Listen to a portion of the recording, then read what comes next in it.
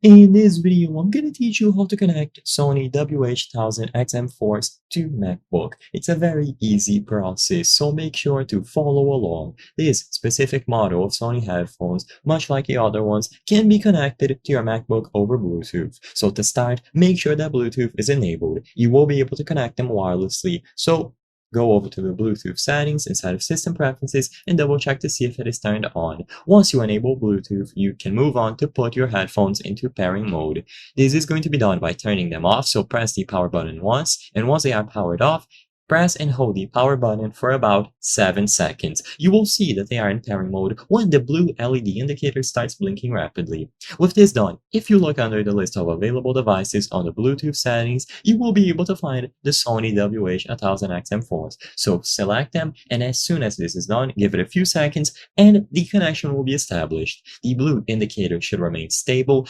indicating that they are connected, and as long as they have sufficient battery, they will remain connected indefinitely. So you will be able to listen to all of the audio being output on your MacBook through the Sony WH-1000XM4s. You can go over to the System Preferences and access the Sound category to double check the devices, but essentially it is plug and play. You don't have to worry about messing with the settings. You can optionally download the Sony Headphones Connect app as well if you want more control over this, but for the most part, they are entirely usable without any sort of software or app.